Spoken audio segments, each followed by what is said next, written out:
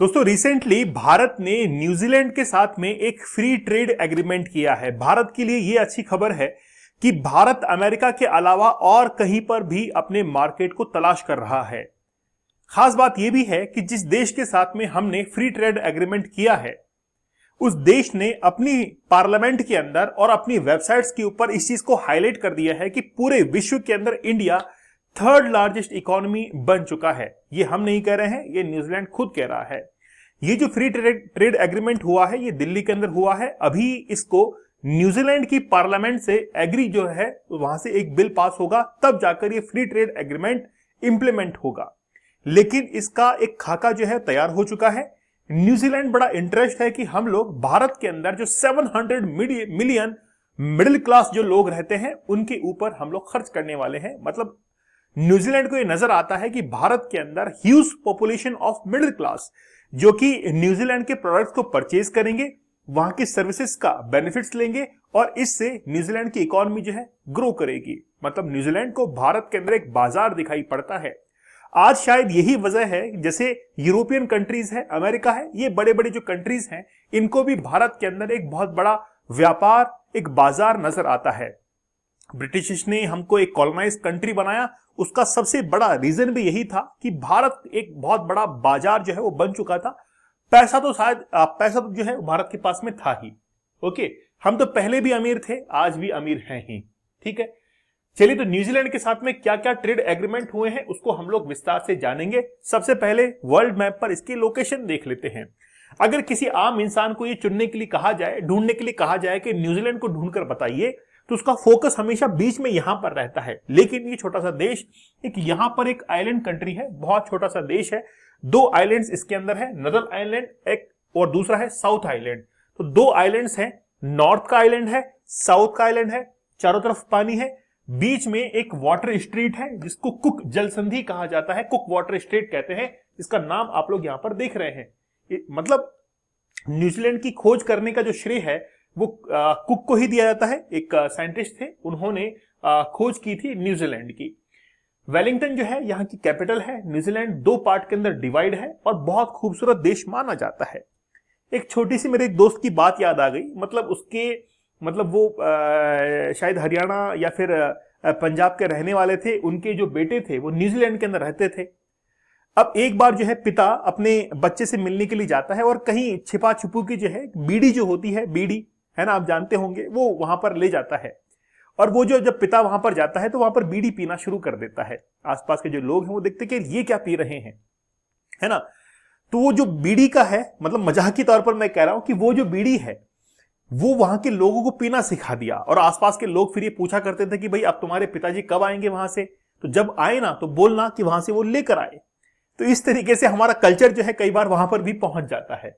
खैर छोड़िए मजाक को, आप यहां पर देखिए कि न्यूजीलैंड जो है वो दो पार्ट के अंदर डिवाइड है। काफी खूबसूरत शहर माना जाता है। जिस समय मैं क्रिकेट का दीवाना हुआ करता था, मैं पहले क्रिकेट बहुत देखा करता था, लेकिन जिस समय 2007 के अंदर इंडिया ने बांग्लादेश से शिकस्त खाई थी, उस दिन का दिन था और आज का दिन है। कभी मैंने क्रिकेट मैच को देखा तक नहीं है कि क्या उसका रिजल्ट आ रहा है, इतना, जबकि मैं खुद स्टेट लेवल पर काफी अच्छे से खेला हुआ था।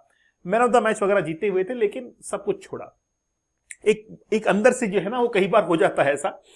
न्यूजीलैंड ने अपने फॉरेन अफेयर्स और एंड ट्रेड की वेबसाइट पर खुद न्यूजीलैंड ने इस चीज को हाईलाइट किया है कि हमने इंडिया के साथ में एक फ्री ट्रेड एग्रीमेंट कर लिया है। यहां तक कि इंडिया का कल्चर जो है वो आज न्यूजीलैंड की वेबसाइट्स के ऊपर छाया हुआ है। जिस तरीके से आप देख सकते हैं कि यहां पर होली के रंग दिखाए गए हैं, राजस्थान का कल्चर वहां पर दिखाया गया है, और जिस तरीके से हम लोग डेकोरेशन करते हैं अपने शादी ब्याह के अंदर, वैसे डेकोरेशन न्यूजीलैंड की वेबसाइट्स के ऊपर वहां पर वो लोग अपने वहां पर जो है हाईलाइट कर रहे हैं कि देखिए इंडिया कितना कलरफुल और कल्चरल कंट्री है। ये जो वेबसाइट है, मतलब न्यूजीलैंड की वेबसाइट के ऊपर ही ये तमाम जो है वो बातें कही गई थी। जैसे India currently rank as New Zealand's 11th largest goods and service exporter. मतलब न्यूजीलैंड के लिए भारत जो है वो कौन से नंबर का है, 11वें नंबर का। न्यूजीलैंड जितना भी माल एक्सपोर्ट करता है, जिन भी देशों को करता है, उन देशों के अंदर भारत की जो रैंक है वो 11वीं रैंक है। मतलब हमारे से ऊपर 10 देश और होंगे न्यूजीलैंड के पास में जिनको वो एक्सपोर्ट करता है। और इन टर्म्स ऑफ परसेंटेज हम लोग देखें तो 1.8% जो है न्यूजीलैंड भारत को एक्सपोर्ट करता है। गुड्स की बात की गई है, न्यूजीलैंड ये कह रहा है कि India is the fastest growing G20 country. मतलब देखिए, ऐसा नहीं कि हम अपने देश की तारीफ कर रहे हैं, इंडिया की तारीफ न्यूजीलैंड भी कर रहा है कि G20 जितनी भी इकोनॉमीज कंट्री हैं उनके अंदर इंडिया फास्टेस्ट ग्रोइंग कंट्री है। साथ ही के अंदर 2030 तक सबसे आगे जो है इंडिया निकल जाएगा। पूरे विश्व के अंदर भारत थर्ड लार्जेस्ट इकोनॉमी, जिसकी जीडीपी लगभग 2030 तक $7 ट्रिलियन जो है, उतनी इकोनॉमी तक इंडिया की जो है इकोनॉमी वो पहुंच जाएगी। भारत के अंदर सबसे बड़ा मिडिल क्लास है जो कि 700 मिलियन का है। इतना बड़ा मिडिल क्लास है। इसका मीन्स आप समझ सकते हैं, ये बाजार के तौर पर हम लोगों को दिख रहे हैं कि भारत के बाजार के अंदर कितना जबरदस्त पोटेंशियल है। इसीलिए भारत के जो युवा हैं, भारत के जो लोग हैं, वो खरीदने की क्षमता भी अपने आप में रखते हैं। कभी टक्कर मत ले लीजिएगा, नहीं अमेरिका जैसे इटली फिटली जो देश है इनको खरीद खराद के हम लोग जो है वो पटक देंगे, साइड लाइन को कर देंगे। इतनी खरीदने की ताकत हमारे पास में है। हम लोग फूड है, बेवरेजेस है, कंज्यूमर गुड्स हैं, ये सब कुछ जो है हम लोग परचेज करते हैं। खास तौर पर न्यूजीलैंड को हमारे देश के अंदर नजर आता है, खास तौर पर गेमिंग सेक्टर, एजुकेशन, टूरिज्म और फिनटेक जो इंडस्ट्रीज हैं उन पर न्यूजीलैंड की नजर है। India New Zealand two way total जो ट्रेड होता है वो लगभग $3.95 बिलियन का होता है एनुअली। ये कसीदे जो पढ़े जा रहे हैं हमारे देश के विकास के, वो हम नहीं पढ़ रहे हैं, न्यूजीलैंड पढ़ रहा है हमारे लिए। इसीलिए कई बार अगर हम लोग तारीफ करते हैं अपने देश की, तो हमारे देश के अंदर बहुत सारे महानुभाव ऐसे हैं जिनको ये लगता होगा कि यार ये ज्यादा ही जो है ओवर स्मार्ट बन रहे हैं, बहुत तारीफ करते हैं अपने देश की। लेकिन अब इस बार जो है हम नहीं कह रहे हैं, न्यूजीलैंड की वेबसाइट और वहां की गवर्नमेंट ऑफिशियल वेबसाइट ये कह रही है। न्यूजीलैंड जो है वो भारत के अंदर एक्सपोर्ट करता है $2.03 बिलियन के गुड्स एंड सर्विसेज। जहां तक गुड्स की बात है तो ट्रेवल सर्विसेज जो है, गुड्स एंड सर्विसेज के अंदर ट्रेवल जो सर्विसेज है वो न्यूजीलैंड की तरफ से दी जाती है। बहुत सारे देश यानी कि बहुत सारे जो लोग हैं वो न्यूजीलैंड के अंदर घूमने के लिए जाते हैं।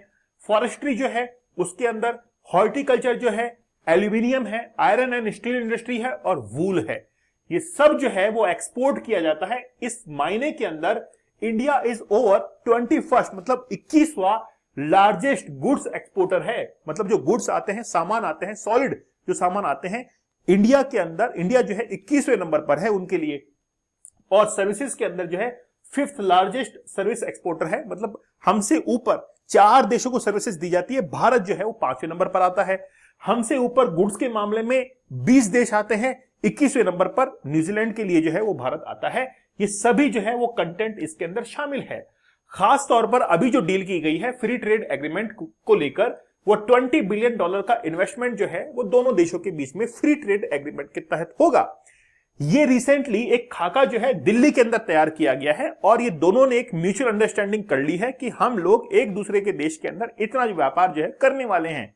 लेकिन न्यूजीलैंड ने कहा रुक जाओ थोड़े दिन, हम अपनी पार्लियामेंट से इसका अप्रूवल लेंगे और अप्रूवल लेने के बाद फिर इसको इंप्लीमेंट करेंगे। क्या कुछ चेंज हो जाएगा न्यूजीलैंड से ये ट्रेड एग्रीमेंट करने के बाद? न्यूजीलैंड ने कहा भाई फ्री फ्री फ्री, तो फ्री ट्रेड एग्रीमेंट तो इसमें क्या फ्री है? न्यूजीलैंड से जब ये पूछा गया, न्यूजीलैंड ने ये कहा कि हम लोग जो है रिमूव कर देंगे टैरिफ को, लगभग 8,284 प्रोडक्ट के ऊपर हम लोग उसको क्या कर देंगे, टैरिफ से रिमूव कर देंगे।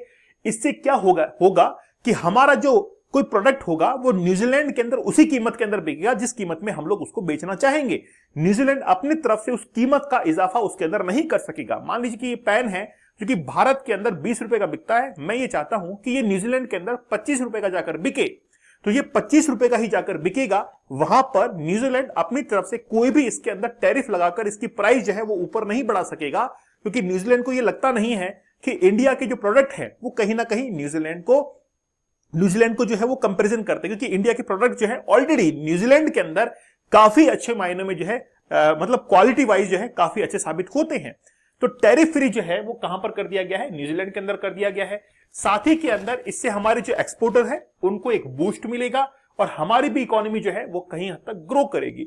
हर सेक्टर के अंदर, चाहे एग्रीकल्चर की बात करें, चाहे हम लोग केमिकल्स की बात करें, फार्मास्यूटिकल्स की बात करें, हर सेक्टर के अंदर हम लोग जो है वो आगे बढ़ रहे हैं। खास बात यह है कि न्यूजीलैंड के साथ में केवल गुड्स को लेकर ही नहीं, सर्विस सेक्टर को लेकर भी हम लोग वहां पर क्या कर रहे हैं, 118 सर्विस सेक्टर जो है वो भी फ्री ट्रेड एग्रीमेंट के तहत आएंगे, जिसके अंदर health care, tourism, traditional medicine, even ये ऑडियो विजुअल जो सर्विसेज है वो भी इसके अंदर शामिल होगी। मतलब हर डायमेंशन से जो है हमने फ्री ट्रेड एग्रीमेंट किसके साथ में किया है, न्यूजीलैंड के साथ में किया है। इंडिया को फायदा होगा फार्मास्यूटिकल इंडस्ट्रीज के अंदर, पेट्रोकेमिकल्स के अंदर, साथ ही में India's import from New Zealand are increasingly focused on raw material. हम लोग जो न्यूजीलैंड से परचेज करते हैं, मेनली हमारा ये फोकस होता है कि हमको आप रॉ मटेरियल दे दीजिए, हम खुद जो है अपने देश के अंदर बना लेंगे। जैसे लकड़ी आती है तो न्यूजीलैंड की लकड़ी को हम लोग इंपोर्ट करते हैं, उस लकड़ी को हम लोग कन्वर्ट करते हैं और इंडिया के अंदर फर्नीचर जो है वो बनाते हैं। कई बार आप लोगों ने देखा होगा कि रेलिंग जो होती है, उस रेलिंग के अंदर जो घुमावदार लकड़ी होती है उसको तो बनाने का एक प्रोसेस होता है, लेकिन वो जो लकड़ी है स्पेशली कई बार न्यूजीलैंड से जो है हम लोग इंपोर्ट करके मंगाते हैं। काफी अच्छी लकड़ी वहां की होती है। इसलिए हम लोग कह रहे हैं कि हमको क्या चाहिए, रॉ मटेरियल जो है चाहिए। जैसे वुड के जो लॉग्स हैं वो हम लोग लेते हैं, स्क्रैप मेटल्स हम लोग लेते हैं, कोल वगैरह, मैक्सिमम हम लोग रॉ मटेरियल वहां से क्या करते हैं, इंपोर्ट करते हैं। ठीक है, तो न्यूजीलैंड के साथ में फ्री ट्रेड एग्रीमेंट कर दिया है और ये एक उस दिशा के अंदर कदम है जब हम लोग पैसिफिक ओशियन और ओशिनेशिया की किसी की कंट्री को एक हमने छांटा है और उसके साथ में ये ट्रेड एग्रीमेंट हमने साइन किया है। इसका मीन्स ये है कि हमारा जो निर्भरता है यूरोपियन कंट्रीज के ऊपर और अमेरिकन कंट्रीज के ऊपर वो धीरे धीरे कम होती चली जाएगी। तब जाकर इन वेस्टर्न कंट्रीज को ये पता लगेगा कि आखिरकार वो क्या खोने के लिए जा रहे हैं। आज भारत का जो 700 इतनी बड़ी मिलियन जो पॉपुलेशन हमारे पास में है, उसका बाजार यूरोप और अमेरिका जैसे कंट्री जो है वो खोने को तैयार है। लेकिन उनको इस बात का आभास तब होगा जब वो ईरान जैसे युद्ध से बाहर निकलेंगे, तब उनको पता लगेगा कि हमारी इकोनॉमी को सपोर्ट करने वाली इतनी बड़ी इकोनॉमी जो है वो हमसे दूर होती चली जा रही है। ये इनको बाद में समझ में आएगा, क्योंकि अभी तो ये डेवलपमेंट के ऊपर ढिंढोरा जो है पीट रहे हैं कि हम तो बहुत विकास कर रहे हैं। लेकिन जब इनके बराबर में कोई देश आकर खड़ा हो जाएगा, फिर ये सोचेंगे कि यार हमारे बराबर ये देश कैसे आगे खड़ा हो गया है। मतलब ये सारी बातें जो है वो बाद में रिजल्ट के तौर पर, परिणाम के तौर पर अमेरिका जैसे देशों को देखने को मिलेगी। डीप वर्क का एक कोर्स बड़ा जबरदस्त है। आपकी फोकस को इंप्रूव करने के लिए 30 टेक्निक्स मैंने बताई हैं कि आप अपने फोकस को इंप्रूव करके कैसे अपने डीप वर्क को इंप्रूव कर सकते हैं।